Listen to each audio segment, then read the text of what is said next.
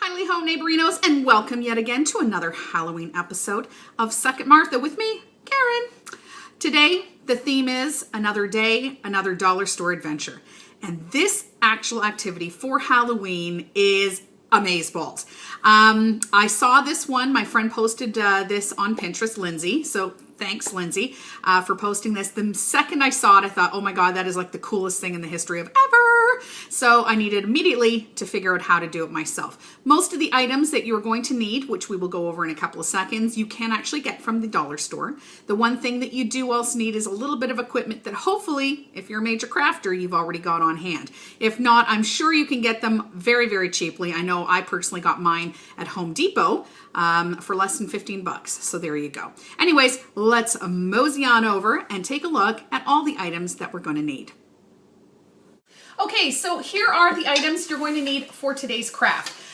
Believe it or not, you're going to purchase probably between 5 and 6 of these Christmas paper rolls. And the reason being is that when you get home, you're going to slice off the tape and you're going to twist it round and round and round to loosen it up, and you're actually going to use the rolls that are inside. They're the perfect size, and at the dollar store, wrapping paper is $1. You're going to need this for Christmas anyways. So there you go, 2 birds with 1 stone. You are going to need some flat black Rust-Oleum Painter's Touch, perhaps. This is the one that I use. It's double cover, very, very quick dry, and it also bonds to plastic. So if you're going to be using tape like we're going to be, you're going to need something that bonds to plastic. So speaking of tape, there you go. Some tape, we need some of this. You are going to need not only scissors, but a knife today. And that's because some of the tubes, maybe the scissors won't go cut through it, and you will be cutting the tubes. So maybe a nice serrated edge, not a butter knife. That stuff just won't work. You're going to go and get these candle lights. These are the ones that are flameless, and they last 60 hours apparently, and they come in a package of 3. And at Dollar Tree or Dollarama, you can purchase them for about $1 or $1.25. And you're going to need, here it is, your big glue gun with some glue sticks. You'll probably need, thinking about 3 glue sticks maybe, 3-4 glue sticks worth, depending on how creative you get. And last but not least, I actually purchased this at the dollar store, but anything works if you have just like a regular tray that you don't want to use anymore, a big plate. You can get it. This is going to be the base of our project. I liked this one because it had like, you know, like the skull motif, which I thought was rather trendy and spot on. So anyways, now that we have all of our stuff assembled, let's get to crafting. Okay, next step. Take all of those wrapping paper tubes that you purchased, and I want you to roll the wrapping paper off of it. Now remember, you don't have to sit there and unroll the thing like it's, you know, some crazy toilet paper adventure. You're just going to take your fingers, put it on the inside, and you're going to twist it in the opposite direction that it's wound. And the wrapping paper will stay in the tube form, and that you'll actually get the tubes out. Okay, so helpful hints from Heloise. So then you're going to take all those tubes and you're going to cut them into varying lengths, because the effect that you want is something like this, where it actually looks like a pile of candles placed together. And it makes a nice little formation and something really neat to look at because it is in all different varying heights. Now, before you go all Annie Oakley on your glue gun there, don't grab the glue gun yet. There's a couple more steps we have to do. You're going to take your tape and you are going to secure all of your tubes across the bottom, thusly, and also across the back like that. The reason being is that you'd like them to be in a nice tight formation.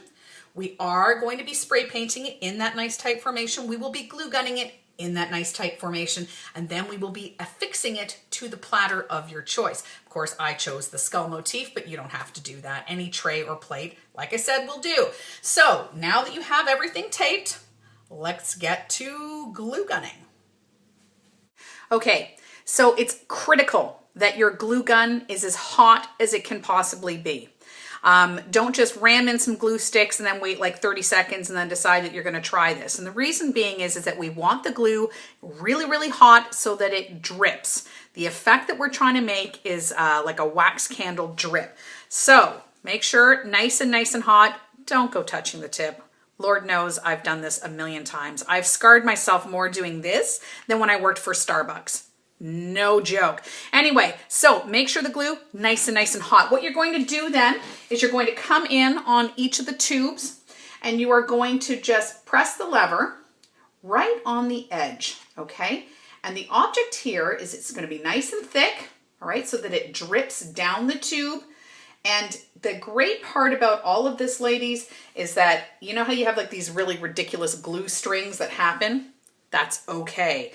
Because it's going to look like a little bit of spider webs, all right? So let's do this across every single rim right around here, okay? Make it nice and thick. Make it look exactly like candle wax has just dripped down the edging, and then we will get to spray painting. I thought it was best that I actually show you a close-up of what actually happens when you use the glue gun. This is the effect you're looking for. Okay, nice kind of drippy. See, like I said, those are those glue strings that most people freak out about, but in this case, it actually looks like really cool spider webs. Okay, so now you're gonna set up a spray paint area. I've actually chosen my garage, and I've just bought a cheap tarp that I've put up against my wood pile and then onto the floor. Make sure you're in a well-ventilated area. As much as, you know, it's great fun to be a little woo when you're doing these crafts, please, safety first. Make sure that you are in a well-ventilated area. You are now going to start to spray paint using your flat black that sticks to plastic. Has to stick to plastic, ladies and gentlemen. You're going to be doing long strokes, making sure that it's all covered like this. See how you go like that? See, make it all nice. Cover up those glue marks because they look like the drippy wax and the tape. Looking good. And keep going till the whole thing is done. Okay, so the spray paint has dried. I have now brought it back inside the house, and I have taken my trusty glue gun again, and I have actually affixed it to my platter. And I don't know if you can see it, but you can see that the glue gun makes it still look like drippy wax across the bottom. So it's actually quite okay. So in total, this is what it looks like now. And now we're going to add the finishing touches, which of course is our lovely flickering lights, which we also purchased at the dollar store. Okay, ladies and gentlemen, so here it is, the final effect. I brought it into kind of a semi-darkened room so that you could see it with all of the little candles flickering. It actually is very impressive. Let's take a little bit of a close-up look. And as you can see, there's like the little wax strips. And of course your little candles on top. And there's the base that it sits in. So overall, guys, this is the end result. Well, guys, there you have it. A relatively inexpensive way to jazz up your front porch next to the pumpkins for Halloween night, or as my daughter would like to think, something that's going to be a permanent fixture in her bedroom 24/7, 365 days a year. I might have to negotiate with her on that one. Really, the only thing that this is going to cost you is time. So please make sure that you set aside at least 3 to 4 hours, start to finish, for this particular project. And my helpful hint for you today, my tip of the day, if you will, is going to be friends don't let friends drink and glue gun. You can draw your own conclusions. The cat's not happy though. That's all I'm saying. Anyways, where would I rate this on my scale of Suck It, Martha? From 0 to fabulous. Well, I would like to say that this is a 15. This is better than chocolate. This is almost better than sex, because this was the coolest project I think I've ever tackled off of Pinterest, and I am so thrilled with the results. Anyways, guys, that's it. I will probably talk to you in the next few days. I've got lots of Halloween projects coming up. Next thing that we're going to tackle, some outdoor ornaments for your lawn. And in the meantime, guys, find me on Pinterest. I'm Lady Saffy, LadySaffi, and follow along at home as we go through Pinterest together. Okay, guys, I'll talk to you later. Bye now.